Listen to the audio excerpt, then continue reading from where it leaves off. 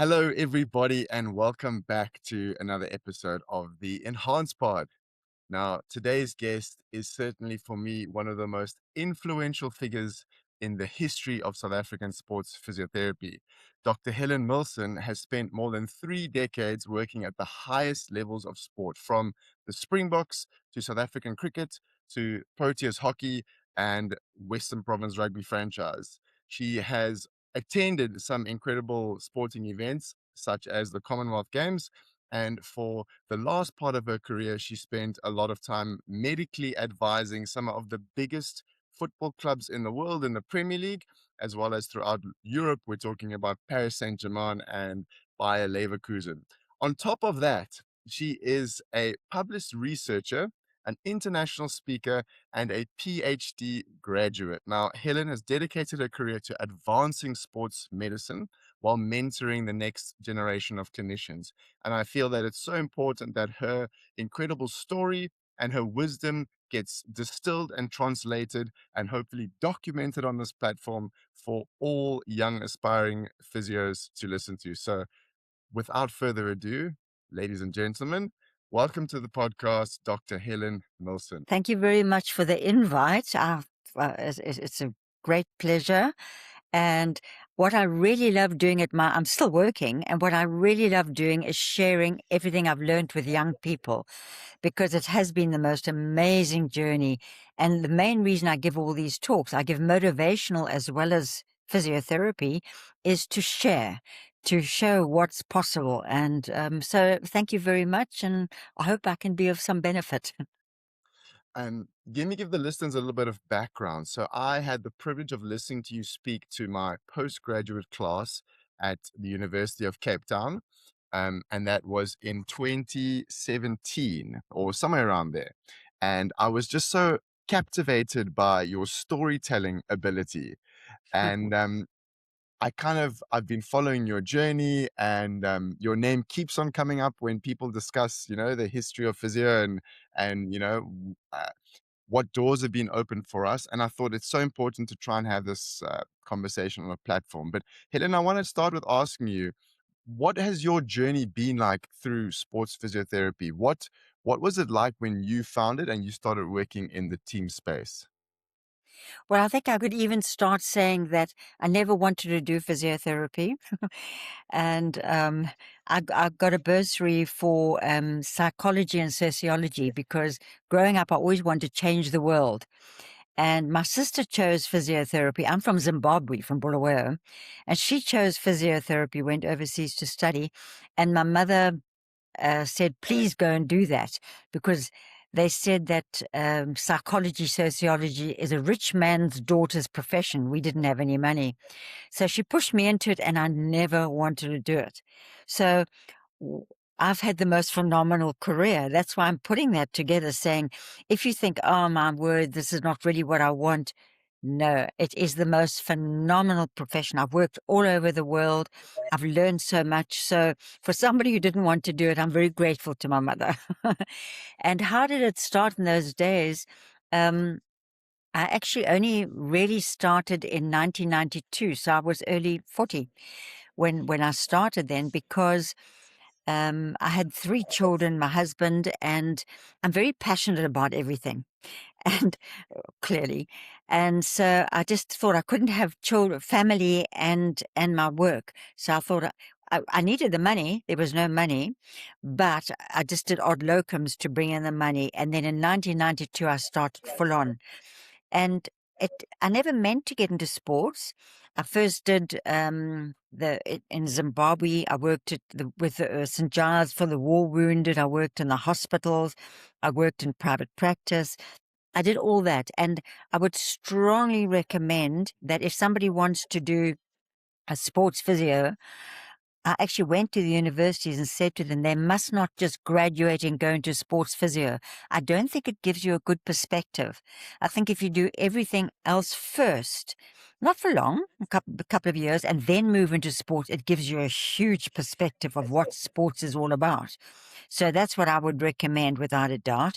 But it doesn't work that way, because the universities love everybody to go straight into their degrees. but I'm talking practically and emotionally, it was a way to go. So what happened is that why did I get into the sports physio is because I did all those things, and then I opened my practice in Port Elizabeth at the time. We moved from Zimbabwe, and which I'm sad about. That's my country. And what happened is that in my practice, uh, I, I landed up going into the schools, my kids' schools, to treat all the rugby kids and soccer kids or whatever. And then I was asked, could I also help in the clubs? Now, they didn't have physios in the 1990s. They weren't sports physios. Physios they had, sorry, but not sports physios. But I wasn't trying to break any boundaries, not at all. All I was doing is working with all the kids who had injuries. I'd run on the field and help them. Next thing I'm doing the clubs, and I'm running on the field and doing stuff and everything. And so from schools to clubs to provincial to national, that's how the journey went. And it wasn't never did I feel ambitious. My children were first and are to this day. So I never felt ambitious, like I want to climb any ladder. And I think that's actually quite a problem nowadays. And why I say that is because when I give a talk, people put up their hand and they say, "Oh, please, how did you get there? I want to do Premier League. I want to do this." I never aspired to anything. All I wanted was to get my patients better. And then I was plucked out and plucked out and plucked out. So the journey just went on like that. And at no stage was I trying to reinvent or invent sports physio. I do know that when I started those early days in uh, um, Port Elizabeth, I definitely had to I wanted to get them to respect sports physio without a doubt because they never had it before. I never got paid, by the way. In fact, I must just tell you, those days I didn't get paid for South African surf life saving, South African rugby, South African cricket, Commonwealth Games, whatever. All those things you called, I never got paid. And okay, that's stupid nowadays. But if I had demanded money, it's very stupid. If my kids don't agree either. If I had demanded money, they didn't want me because certainly in Eastern Province, for example, there was no money. So I didn't do it. I had, I had just enough money to survive. I don't need more than that. And I did all that for love. I'm not saying people should do that now, not at all. Although I would say if you want to get into the sports world, volunteering is so important. And I'm sad to say a lot of the postgrad physios, I don't blame them. They're very, very busy. But I think it should be a given, not when they're undergrads. When they're postgrads, go and help at the clubs for free. Go and help. I'm not saying you must do it as long as I did. I've learned that you shouldn't do that. But I think doing voluntary work is important. For example, I'm working at Grootske Hospital in Cape Town at the moment, every Wednesday morning on sports injury children. And it's all voluntary. And I don't get paid. And they're desperate for more physios to do it, but physios say they're too busy. I don't think 2 hours a week is too busy. So you'll earn less money. It's a bit out of your way. But those children coming from Kaleche from all over, it's cruciate ligament injuries. And what they do, they play soccer, they get cruciate ligament for very obvious reasons.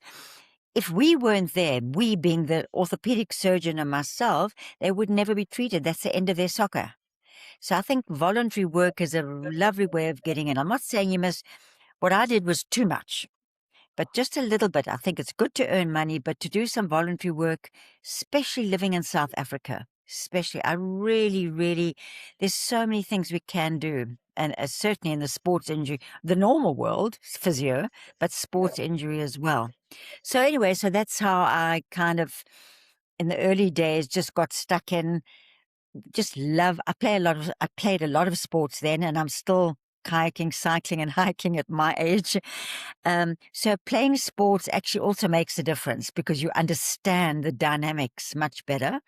And loving of sports and loving getting people back to sport, that's actually how I got into it. It was never meant to climb a ladder. It was never meant to prove anything. It was just love of doing it. Helen, I want to just first say thank you for sharing your story so beautifully there. And I think I want to point out a couple of things for listeners and students, young physios listening. I think the thing that resonates for me so much, and I constantly have to remind myself of this as well, is that your story is driven just by passion, and passion and curiosity can lead you, um, and be a great guide. But sometimes we have our own plans and we kind of get in our own way, and we miss out on opportunities to volunteer, etc. So what I would say is, as incredible of the story that is, I would also highlight young physios, postgrads.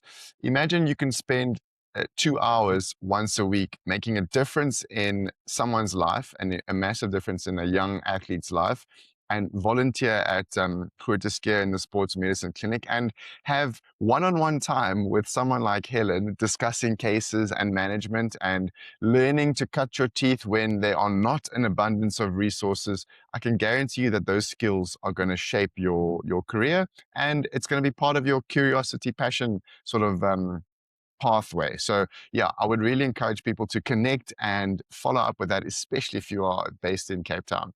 Now, Helen, I wanted to say, we've discussed some of your experience of finding physio in the 90s. I want to just say, how do you contrast that? You mentioned the ambitions of young physios now, and everybody wants to say, Helen, how do I also go to the Springboks? How do I also work in the Premier League, etc.? Um, Besides following curiosity and passion, how would you say for the young aspiring clinician, what sort of skill sets do they need? Maybe in an academic space, but also from a people's and communication point of view. Well, having walked the walk in all different ways, I think getting your degrees and all that is very important. Doing your masters, doing your PhD is important, but no way is that more important than your practical experience. Um, it's really really interesting. I think my advice would be to, yes, do some community work, get into the sports world and learn. But your learning, I've learned so much more from being out there experience wise. And in fact, if I can just go into my master's and my PhD, can I do that now? Because 100%. doing my master's was, I was in the 40s, no, 50s, 50 years old. And what happened, Tim Noakes asked me to do my master's, because I'm very much think out the box. If I have any advice to youngsters, think out the box. Do not do tunnel vision. Physiotherapy is not a tunnel vision profession, no matter what you choose to do. So I was always thinking out the box. And I started developing in those days um, a hydro plies, plyometrics in water. And I found it was so good for my players. Nobody had ever done that before. And Tim Noakes said to me, you can't just go around giving talks about it and doing it without any research, because research is the big thing. So my research, I did in Port Elizabeth through University of Port Elizabeth, and I took 12 boys in the water, 12 boys on the land, doing 7 plyometric exercises, compared them. Long story short, at the end of the day, funny enough, the ones in the water got stronger than the ones in the land. But I was doing that, and I was about to hand it in, and then they had the World Cup cricket here. So Tim Noakes said to me, he called me in and he said, look, I'm really sorry you were doing that about plyometrics and that, but you gave a very good talk on some study that you did on pars interarticularis stress fractures in the cricketer's back. And you did that study just to make a difference. I didn't do it for publishing or my masters or anything. He said, please won't you swap that one for the other masters? So hey ho, okay, because he wanted me to present it at the cricket symposium. And the thing is that's typical of my whole journey. I'm not doing anything to tick a box. The plyometrics I did to prove that it works, because that's what they wanted. I knew it worked, but they want that.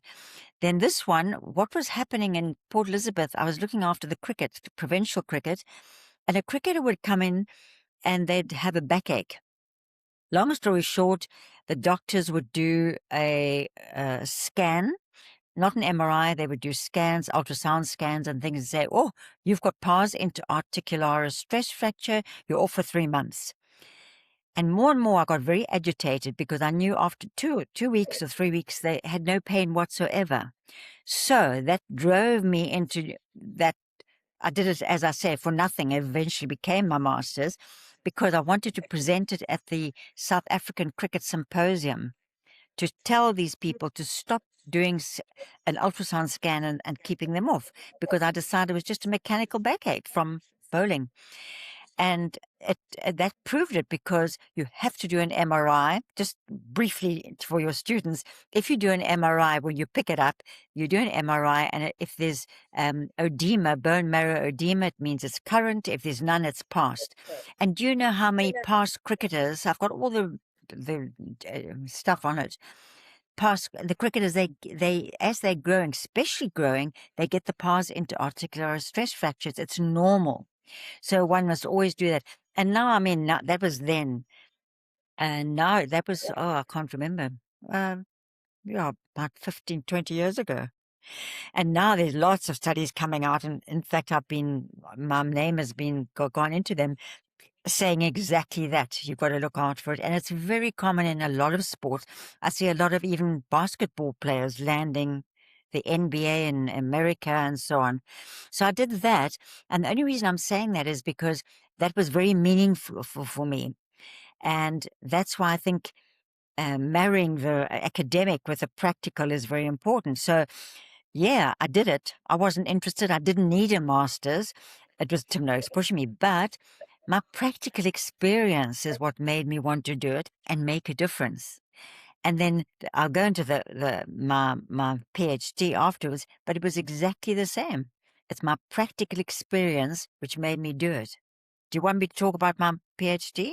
Yeah, I think we're on that track, but let me just, before we get onto the PhD, let me just also remind the listeners, Helen's got a host of publications. So if you're interested in this, just search her up on PubMed or on Google Scholar or something, and you will find a rabbit hole of all her papers. So I had no idea about the plyometrics, but I think your master's was almost ahead of its time in how we currently manage a lot of pars or stress fractures, especially Yeah. in fast bowlers. It's a huge topical issue, which we may be only now getting our heads around. So you were really breaking new ground on that. But I would just encourage listeners, do a bit of homework and research some of the papers that Helen's published. So let's move on to your PhD. I think the interesting thing for me is you encouraged me and said, you however old you think you are, you're not too old to learn again, to enroll again, to start a PhD. But tell us how your journey into that went. Yeah, um, because I really, really want to stress very strongly for the young physios. I just know that they all want to get their masters or they want to get their PhD. And none of my masters and my PhD were all about making a difference. I don't want to tick a box. I didn't need my masters. I'd done all the national teams. I certainly didn't need a PhD. No, I just finished it 5 years ago. I didn't need masters or PhD, but I was doing something that would make a difference. So that definitely, the pars made a difference, and I'm very happy about that. But what happened with the PhD was same thing. We can go into what I'm doing with the Premier League, but I'm working with the Premier League. I was working with all 20 clubs, and now less because of, first of all, the PhD, and then I moved back to South Africa from living in England. But what happened is that when I was with the Premier League, I got to know all the doctors. At first, they didn't like me at all. It was a huge challenge, but I've had so many challenges. Why? Because I'm female, and my goodness, a female going into all these clubs.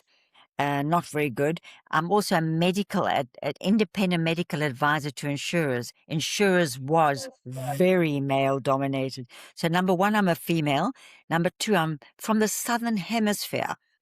And number three, I'm only a physio. I'm not a doctor. I'm a doctor now, but I wasn't then.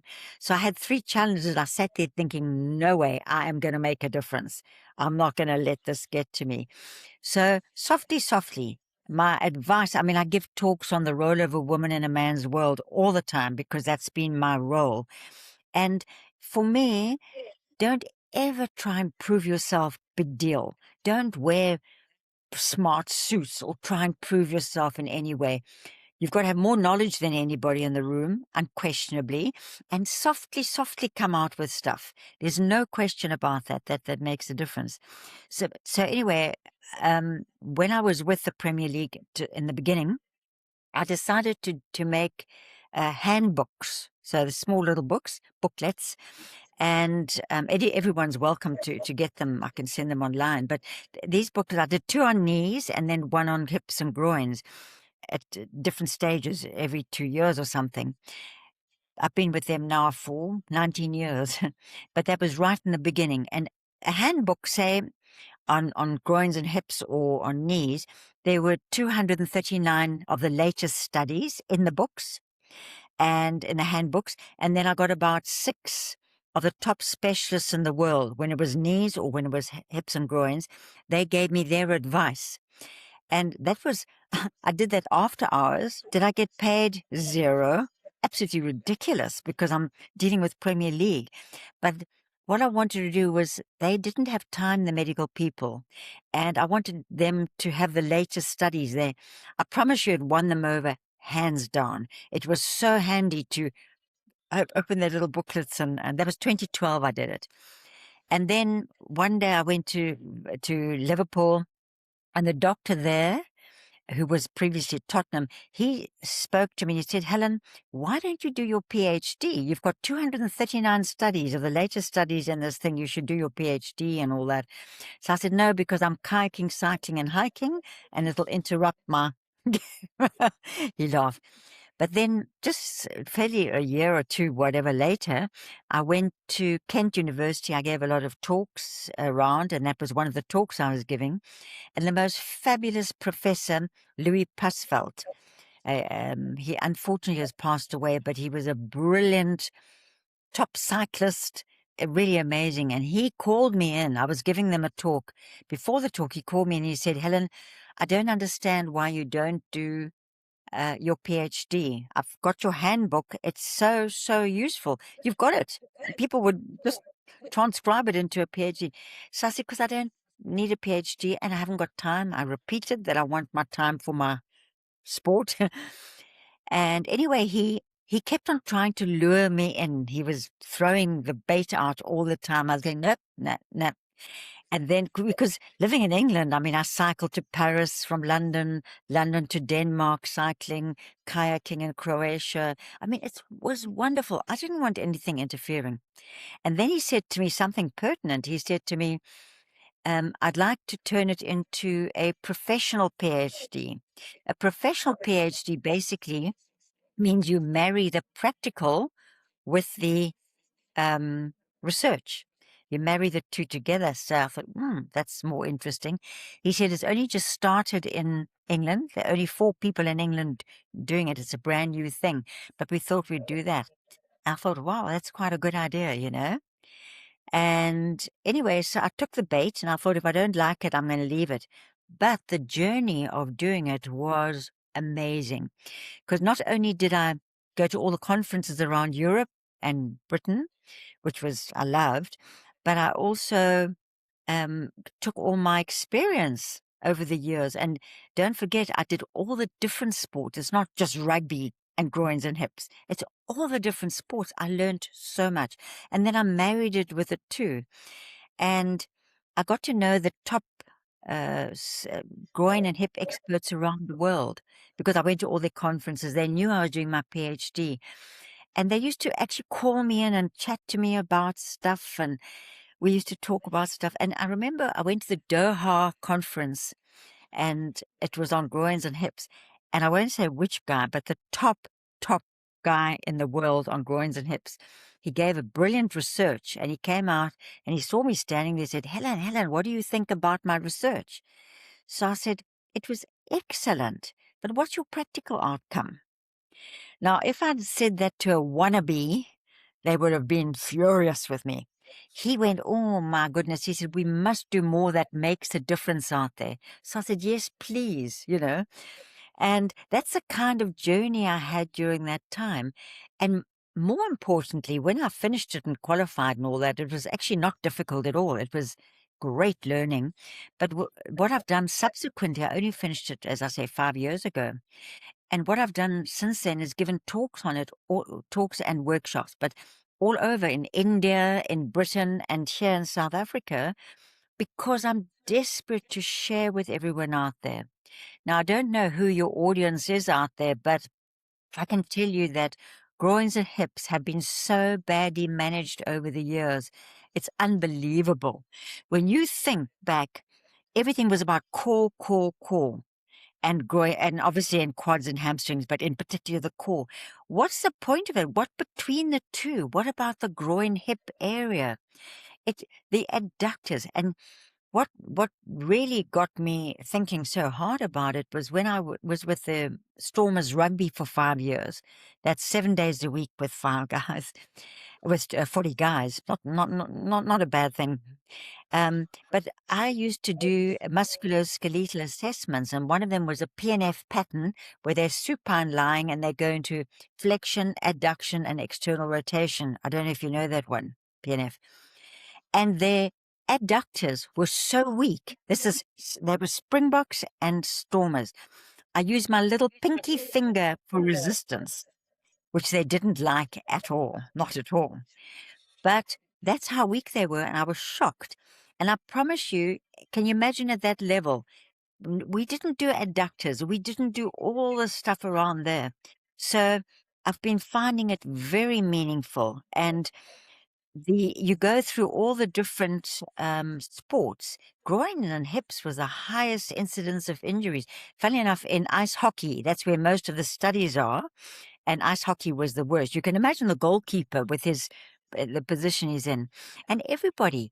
Glute med and min are critical and were ignored. So basically, doing the PhD there again, I found it to have been very, very meaningful, and I love sharing. It's no ways because I'm a big deal. On the contrary, I'm still learning.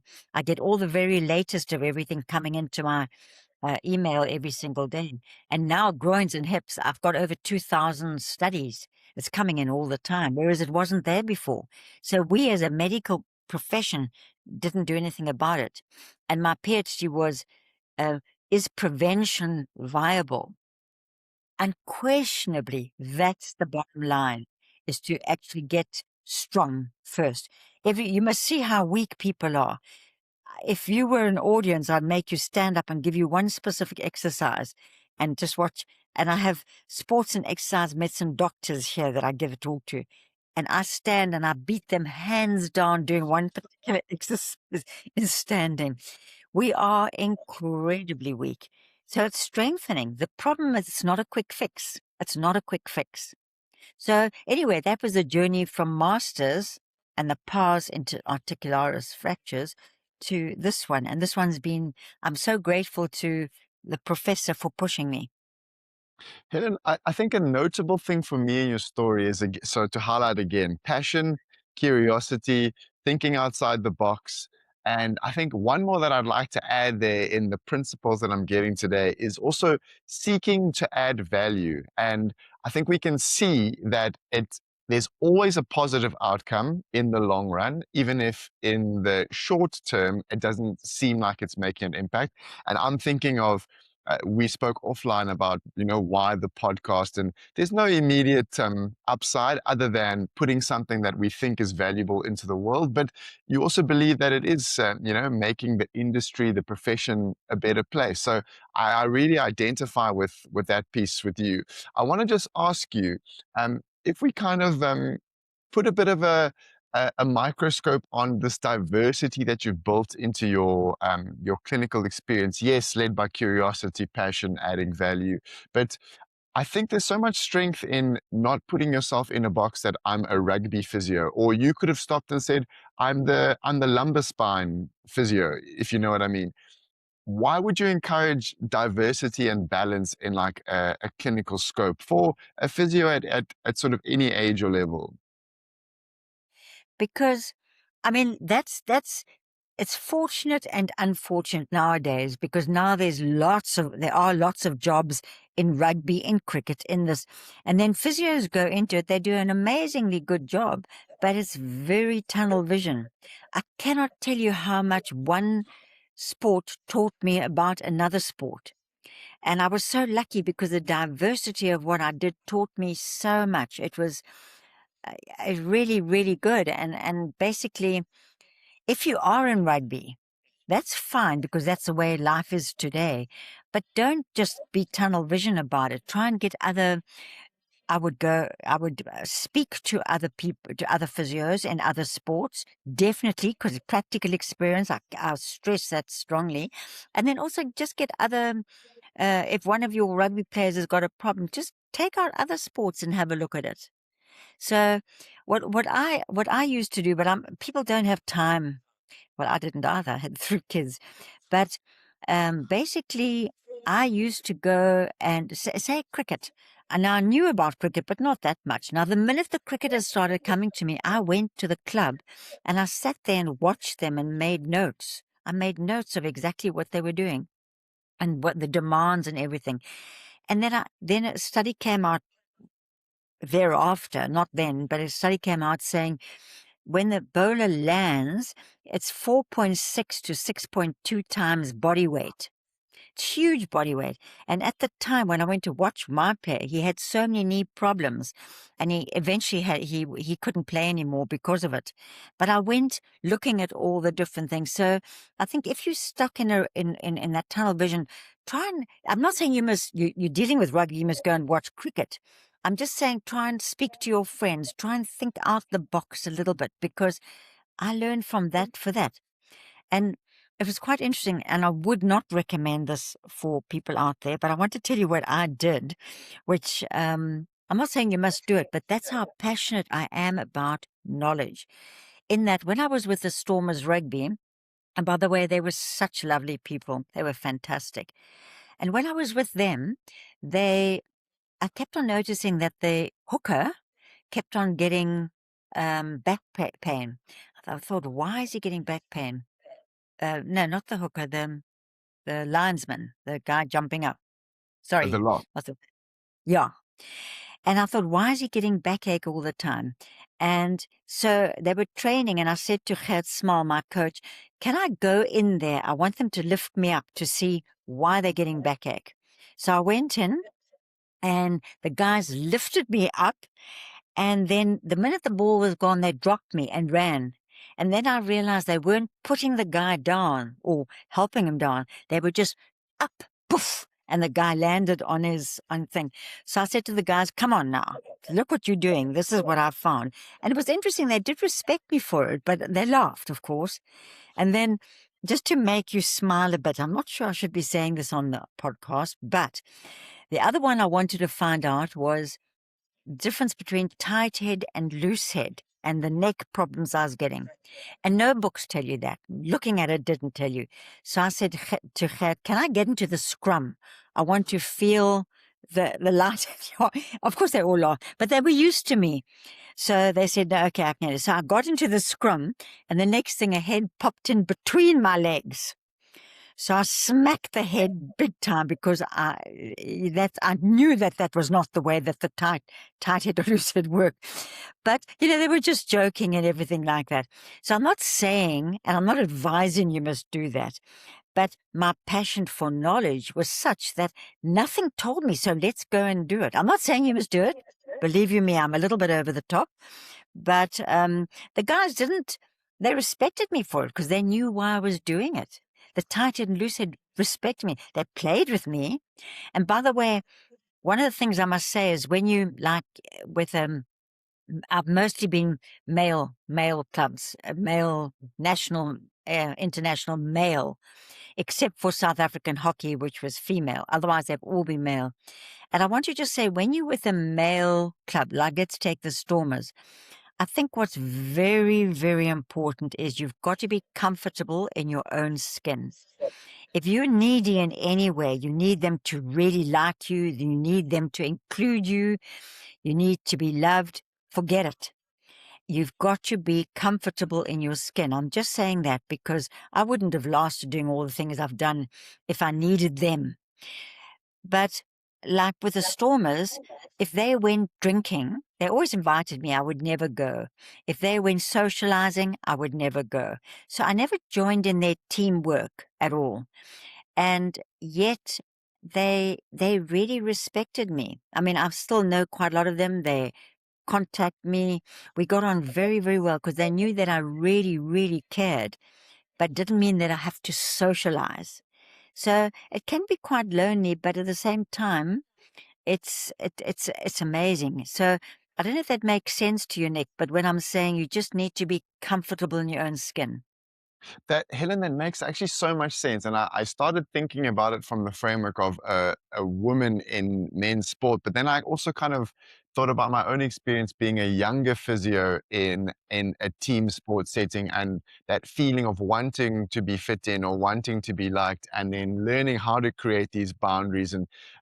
It's a thing that I think about often, like why do some physios do well and are so likable and fit into teams, incredibly well. And I think it's exactly as you've explained right there. Helen, I wanted to start getting to some of the final pieces, and I want to ask you some more sort of quicker questions. But I wouldn't forgive myself if I didn't ask some of these. You've seen South African sports physio almost in its creation, and you were a part of that by curiosity and passion, and you've seen it kind of progress to where we are now. And I would say having other guests like Dr. Anya and Robin from the Springboks and all these incredible physios doing incredible things in 2026. Now, I want to just ask you, from where we were to where we are now, you've seen a lot of physios in this space. For someone like myself that's heading towards 20 years of being practice, what would you say is I want to say characteristics or skills that are kind of almost not predictive, but skills that would ensure that you are going to be having a enjoyable and fruitful career. And then similarly for someone who's a newer graduate, because my concern is a lot of physios fall out of love with the profession. We've got an abundance of graduates now, and I think keeping them in the profession is sometimes a challenging thing. So what skills and attributes are you sort of observing in physios that go on to make a really successful career out of it? There's just one thing: knowledge, knowledge, knowledge. And that's, you never, why have I done my PhD when I'm so much older? Why am I getting new research coming in all the time? It's knowledge. So don't think because you've just qualified that you now are a physio. You just are the bottom rung. Don't think because you've done your masters that you now a good physio. Don't think because you got your PhD. You never stop learning. So between then and now, knowledge from the beginning and knowledge to this day, it changes all the time. So to me, the biggest thing is knowledge. And the other thing that I find is often neglected, and I must add this one, is psychology of the sportsman, because they're very talented.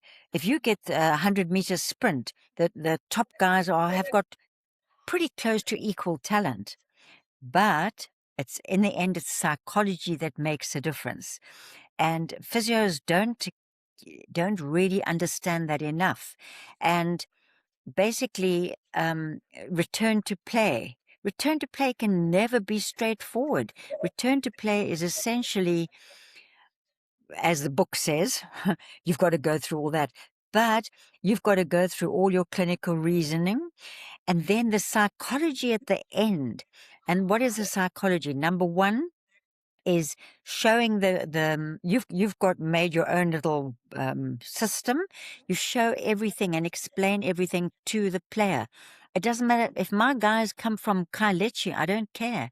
I show them exactly why we're waiting, why they can go back or whatever. Psychology is so important. And equally, return to play. I want to stress to the physios, and I can see it all over the world where I go, never ever try and please the coach. Never ever try and please the CEO of Arsenal, Tottenham, or whatever. Never try and please the patient. You are in charge. You've got to show, but which makes it more difficult, which is why you've got to keep learning, because return to play is always a very muddied water. So you've got to keep doing that. It's really, really important. And understand that at the end, by the way, by me doing that and never pleasing anybody, um, Gert Small, the coach, said to me, the reason everybody wants me is because they know that I don't dance to their tune. All I want is the best for the patient. So they get cross with me because I won't listen, I won't please them.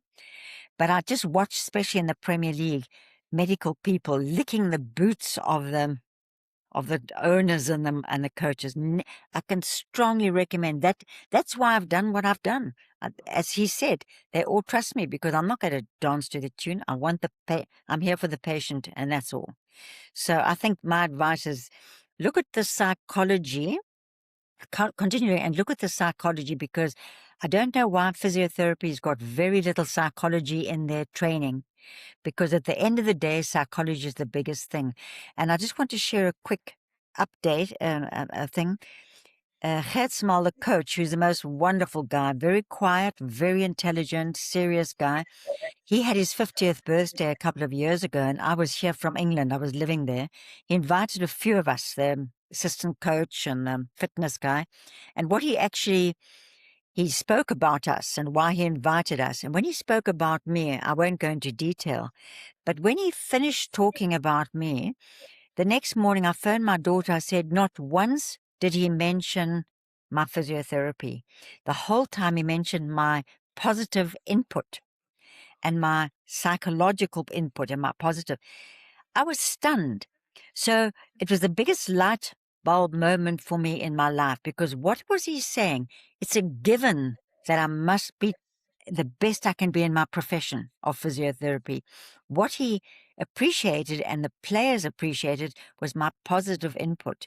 So I didn't do it knowingly, not at all, but it was a huge light bulb moment. So advice to people out there, it's not just about, I'm such a good physio. There's so much more. And psychology, knowledge and psychology are the two major things I would say. That's such a, I love the answers and I love the context that you give to the answers, because again, it kind of tells me and affirms when you're working at that level, the Springboks, the Stormers, and all these teams that a lot of physios aspire to be in, the knowledge is a given.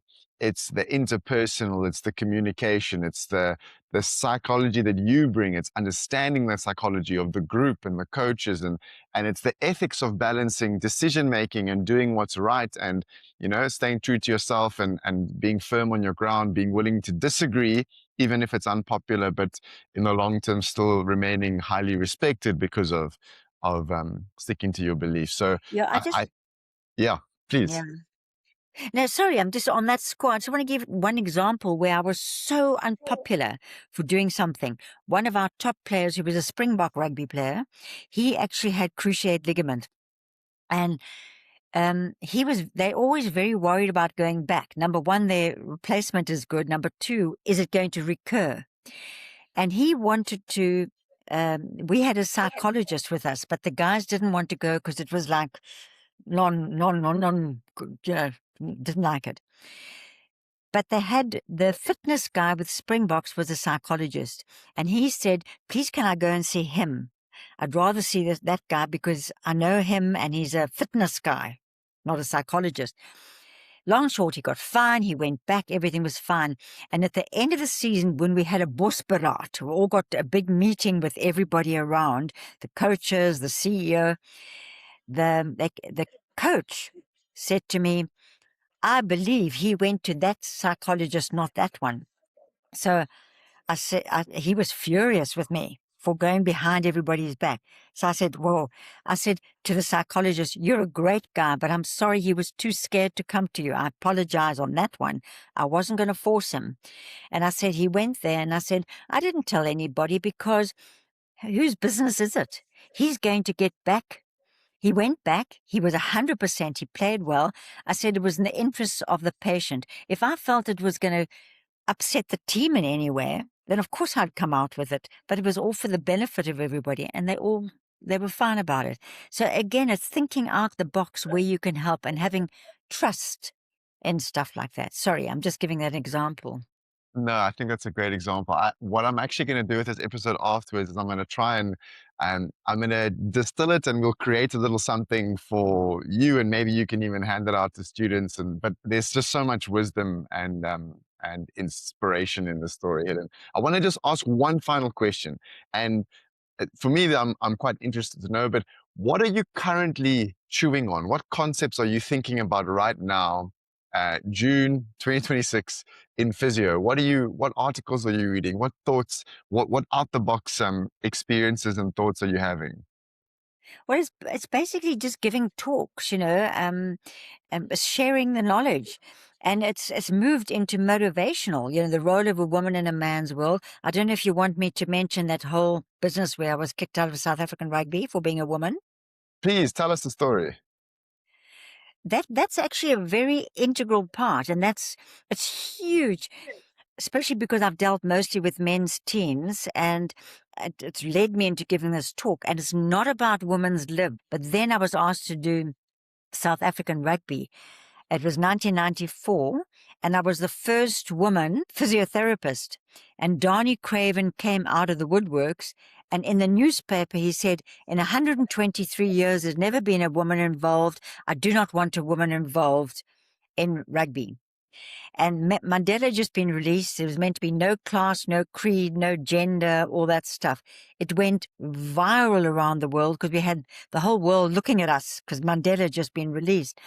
And there were pictures of me in the paper, and it became, I've got it. I'll send it to you if you want. Have I sent it to you? No. No, not yet.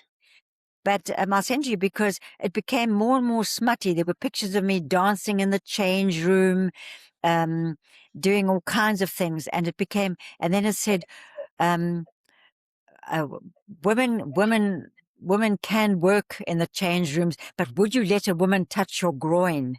And we had to eventually get a lawyer because it became more and more smutty. And there were caricatures of me in all the press, mostly Afrikaans. And I'll send that to you because I've got collages of it. So basically, how did I handle that? He tried to kick me out, but couldn't. How did I handle it? So there's no time for it now, but it was very interesting. And that's what made me give talks on it. So to answer your original question, I continue giving those talks, and it's not women's lib. It's how do we handle being up? Nobody could be more in a man's world than me. So how do we handle the role of women in a man's world? And I love to give that. But I also give the other talks on excellence in sport, life, motivational talks. So to answer your question, I want to share my physio knowledge. I want to go out there with motivational talks. And I'll never stop learning. I'm still getting the latest on everything. I'm still working with the Premier League. So if I go over to Arsenal or Tottenham and there's a claim for £30 million, I sit before lawyers and I've got to have very good academic background although the practical helps me more, but I've got to have all the background to say why I'm saying what I'm saying. I don't care who gets the money. It's all about knowledge. That whole 19 years with Premier League has been about knowledge, learning more. So I'll never stop. I'll never stop. Helen, I just want to say thank you for sharing so many of your stories, and I would love to have a follow up at another time with you because I think there's even more stories that we can dive into here. But in short, just thank you for your contribution. I know you've been recognized by the South African Physiotherapy Society, the Sports Medicine Association for your contributions, and I just want to say from a clinician, a young aspiring clinician, thank you for all the doors that you've opened and that you're so generous with this knowledge that you've um, painstakingly developed over the course of your career. So thank you for your time. And we're going to turn this into something. And I look forward to keeping in touch with you and seeing where your career goes in the next few Can years. I just add one thing?